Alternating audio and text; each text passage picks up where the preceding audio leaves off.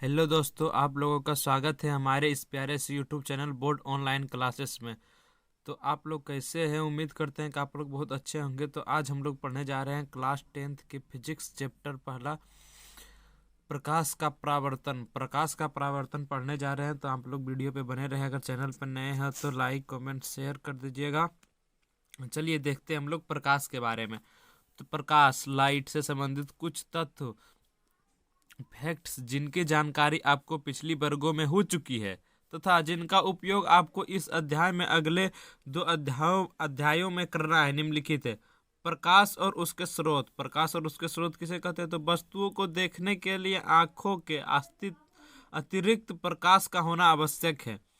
सही बात है, वस्तुओं को देखने के लिए प्रकाश का होना अति आवश्यक है।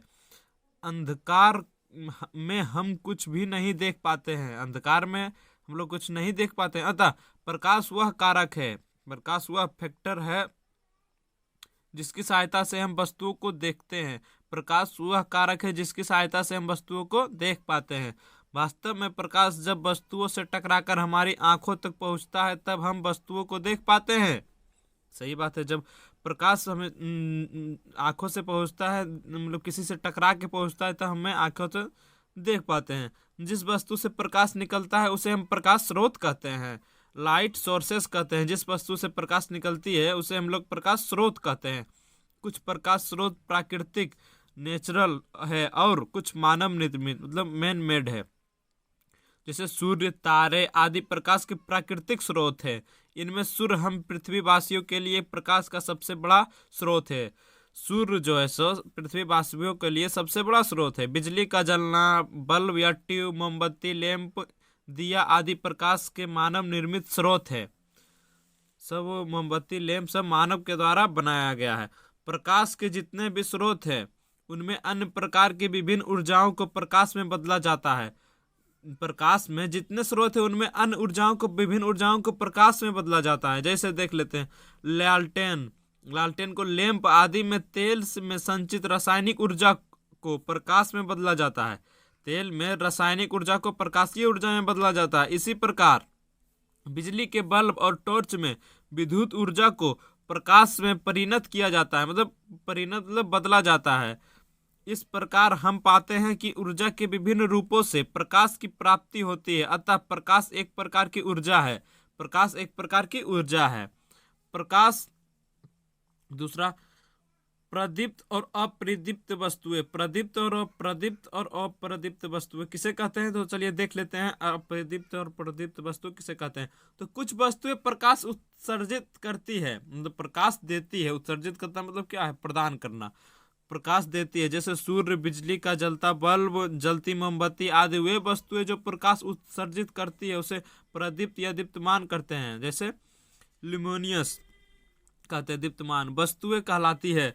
कुछ वस्तुएं प्रकाश उत्सर्जित नहीं करती है, जैसे टेबल, कुर्सी, पुस्तक, पौधे आदि वे वस्तुएं जो स्वयं कोई प्रकाश उत्सर्जित नहीं करता है। अप्रदीप्त मतलब नॉन लुमेंसियन कहलाता है।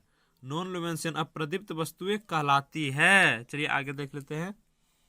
प्रकाश का जब किसी प्रदीप्त वस्तु से निकलता प्रकाश किसी अप्रदीप्त वस्तु से टकराकर हमारी आंखों तक पहुंचता है तभी हम उस प्रदीप्त वस्तुओं को देख पाते हैं। उदाहरण के लिए चंद्रमा का अपना प्रकाश नहीं होता है, वह अप्रदीप्त है। चंद्रमा के पास अपना प्रकाश नहीं होता है। जब सूर्य से प्रकाश चंद्रमा पर पड़ता है और उस प्रकाश का कुछ भाग परावर्तित होकर हम तक पहुंचता है तभी हम चंद्रमा को देख पाते हैं। जैसे कि हमारे चंद्रमा के पास अपना कोई प्रकाश नहीं है, सूर्य के प्रकाश पड़ता है तब वो परावर्तित होकर हमारे आंखों तक पहुंचता है, तब हमें लगता है कि चंद्रमा के पास लेकिन वो प्रकाश है, लेकिन वो प्रकाश सूर्य का ही रहता है। और उस प्रकाश के कुछ परावर्तित होकर हम आंखों तक पहुंचता है तभी हम चंद्रमा को देख पाते हैं। अतः चांदनी चंद्रमा से आता प्रकाश, चांदनी किसे कहते हैं? चंद्रमा से आता प्रकाश वास्तव में सूर्य का परावर्तित प्रकाश ही है। प्रकाश जैसे सूर्य से आता प्रकाश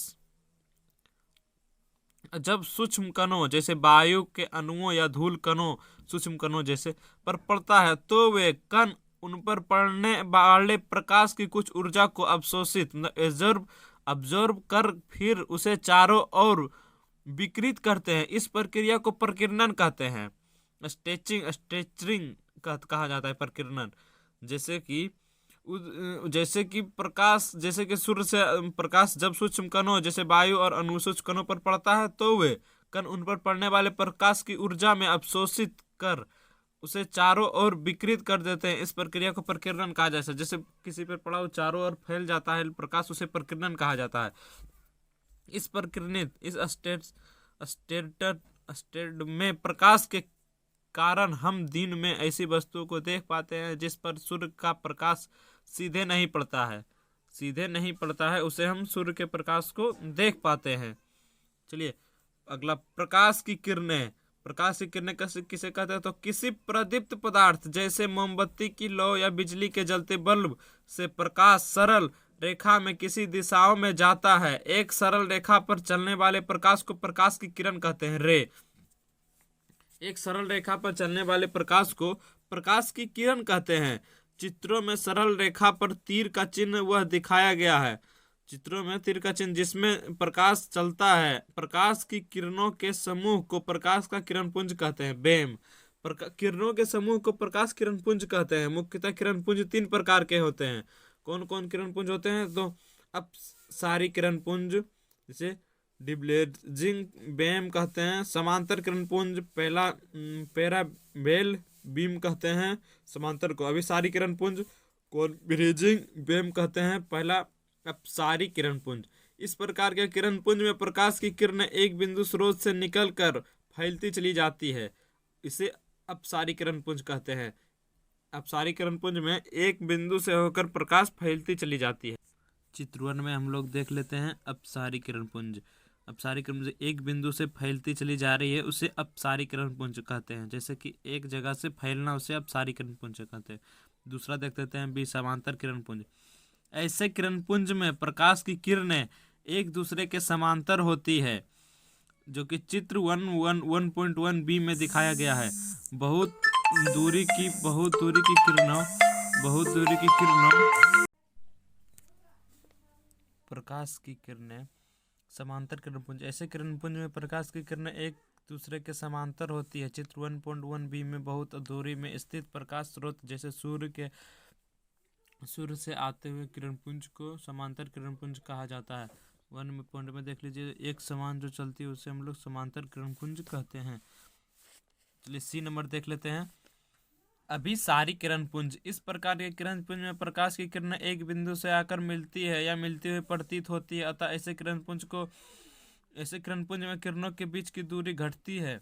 इस प्रकार के किरणपुंज से एक जगह से फैलना, सभी जगह से फैल करके एक जगह पर अभिसारित होना, मतलब मिलना। अभिसारी मतलब मिलना होता है। एक सब जगह से प्रकाश आकर एक बिंदु पर मिलती है, उसे अभिसारी किरणपुंज कहते हैं। चलिए देख लेते हैं, पारदर्शी, पारभासी और अपारदर्शी पदार्थ क्या है? तो वे पदार्थ जिनसे होकर प्रकाश आसानी से पार कर जाता है उसे पारदर्शी ट्रांसपरेंट कहते हैं, पदार्थ कहते हैं। जैसे कांच, पानी, हवा आदि पारदर्शी पदार्थ है। वे पदार्थ जो उन पर पड़ने वाले प्रकाश के एक छोटे भाग को पारभासी, अपारभासी, अपारदर्शी पदार्थ। तो वे पदार्थ जिनसे होकर प्रकाश आसानी से आर पार हो सके उसे पारदर्शी पदार्थ कहते हैं, ट्रांसपरेंट कहलाते हैं। जैसे कांच, पानी, हवा आदि पारदर्शी पदार्थ हैं।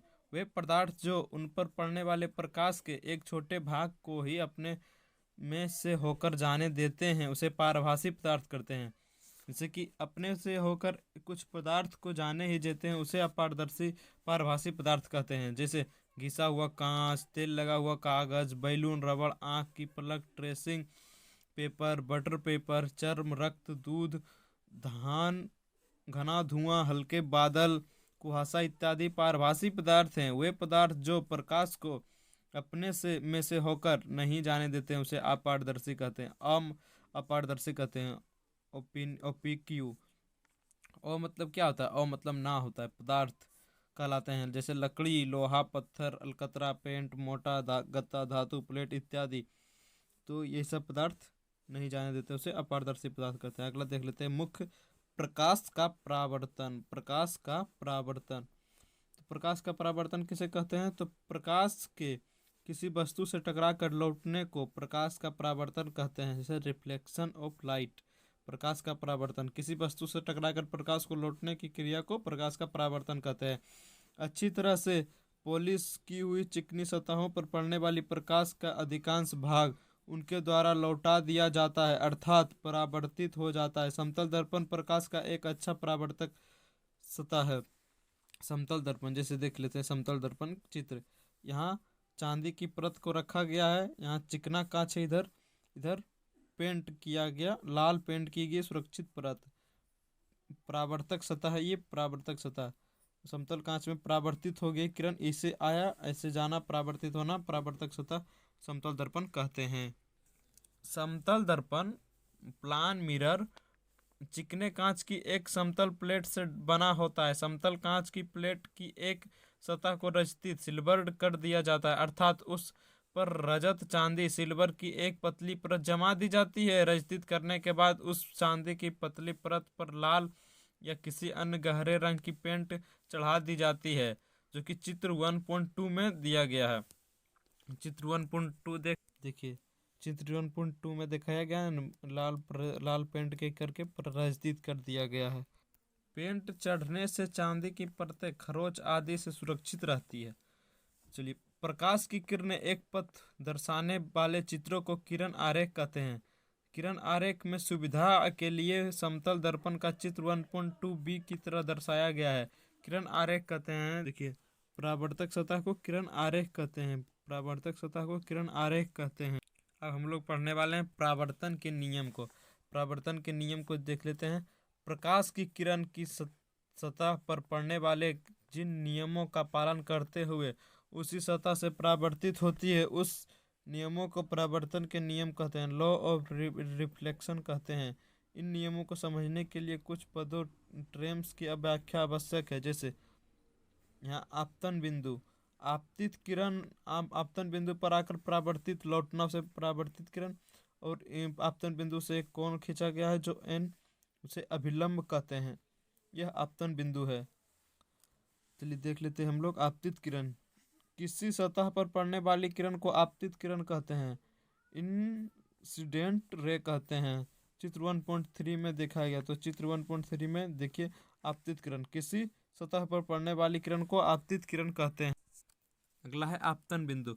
जिस बिंदु पर आपतित किरण सतह से टकराती है उसे आपतन बिंदु कहते हैं। Point of incidence, point of incidence कहते हैं, जैसे चित्र 1.3 में वो एक आपतन बिंदु है। वो एक क्या है? तो आपतन, जिस बिंदु पर आपतित किरण पड़ती है उसे आपतन बिंदु कहते हैं। देखते हैं परावर्तित किरण। जिस माध्यम में, जैसे हवा, जिस माध्यम में चलकर आपतित किरण सतह से पर आती है उसी माध्यम में लौट गई किरण को परावर्तित किरण कहते हैं, रिफ्लेक्शन रे कहते हैं। जैसे जिस माध्यम से आपतित किरण आती है उसी माध्यम से लौट गई उसे परावर्तित किरण कहते हैं। अगला देख लेते हैं अभिलंब। किसी समतल सतह के किसी बिंदु पर खींचे हुए लंब को उस बिंदु पर अभिलंब कहते हैं, नॉर्मल कहते हैं। ये चित्र पर 1 में देख लेते हैं, जैसे देखिए 1O में किसी सतह पर खींचे गए लंब को अभिलंब कहते हैं। यह सतह पर 90 डिग्री कोण पर खींचा हुआ लंब को अभिलंब कहते हैं। देख लेते हैं अगला आपतन कोण। आपतन कोण किसे कहते हैं? तो आपतित किरण आपतन बिंदु पर खींचे गए लंब से जो कोण बनती है उसे आपतन कोण कहते हैं। आपतित किरण और अभिलंब के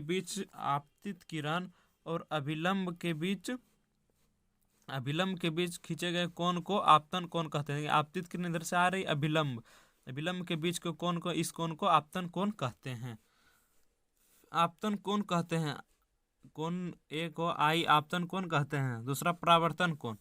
परावर्तित किरण आपतन बिंदु पर खींचे गए अभिलंब से जो कोण बनती है उसे परावर्तन कोण कहते हैं, एंगल ऑफ रिफ्लेक्शन कहते हैं। तो चित्र 1.3 में दर्शाएगा। देखिए,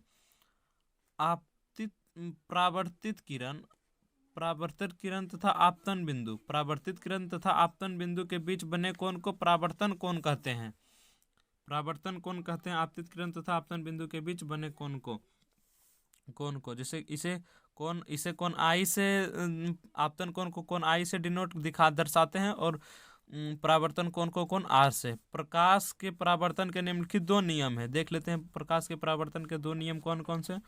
पहला नियम, आपतित किरण, परावर्तित किरण तथा आपतन बिंदु पर खींचा गया अभिलंब तीनों एक ही समतल में होते हैं। आपतित किरण, परावर्तित किरण तथा आपतन बिंदु पर खींचा हुआ लंब तीनों एक ही समतल में होते हैं। दूसरा क्या है, आपतन कोण परावर्तन कोण के बराबर होता है। आपतन कोण जो है से आपतन कोण परावर्तन कोण दोनों बराबर होते हैं।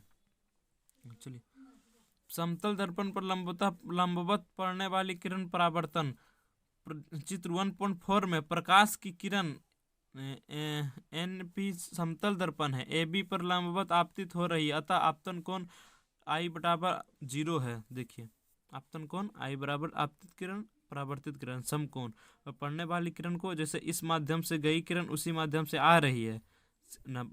दोनों किरण एक ही समतल में जब 90 डिग्री का है तो दोनों आती है जाती है, उसे समतल दर्पण पर पड़ने वाली लंबवत पड़ने वाली किरण, जैसे चूंकि आपतन कोण बराबर I, परावर्तन कोण बराबर R, इसलिए परावर्तन कोण R बराबर 0 डिग्री, अर्थात परावर्तित किरण अभिलंब PN से 0 डिग्री कोण है। PN, तो PN बराबर 0 डिग्री कोण है, बनती हुई निकलेगी। अतः समतल दर्पण पर लंबवत पड़ने वाली की प्रकाश की किरण परावर्तन के बाद उसी पथ पर वापस लौट जाती है, गिरने वाली किरण को वापस लौट जाती है। चलिए देख लेते हैं।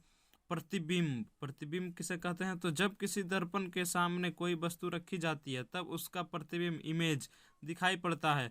वस्तु के विभिन्न बिंदुओं से प्रकाश की किरणें दर्पण से पड़ती है और परावर्तन के नियमों का पालन करते हुए परावर्तित होती है। ये परावर्तित किरणें या तो किसी बिंदु पर मिलती है या फिर किसी बिंदु से आती हुई प्रतीत होती है।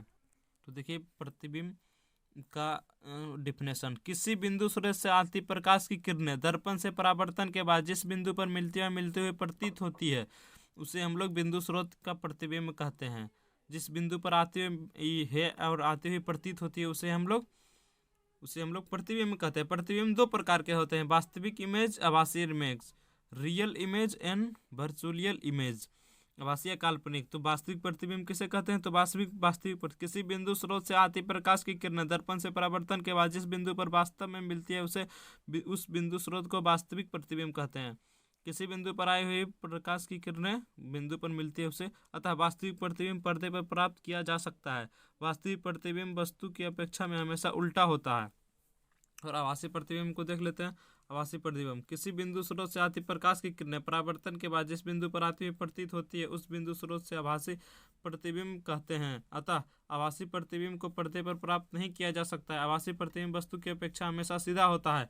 आभासी प्रतिबिंब को सदा बिंदुओं से या टूटी रेखाओं से दिखाया जाता है। तो चलिए आज का क्लास यहीं तक ख़त्म करते हैं। आप लोगों को कैसा लगा कमेंट करके ज़रूर बताइएगा। अगर चैनल पर नए हैं तो हमारे चैनल बोर्ड ऑनलाइन क्लासेस को सब्सक्राइब कर लीजिएगा और वीडियो को शेयर कर दीजिएगा। चलिए मिलते हैं आप लोगों से नेक्स्ट वीडियो में।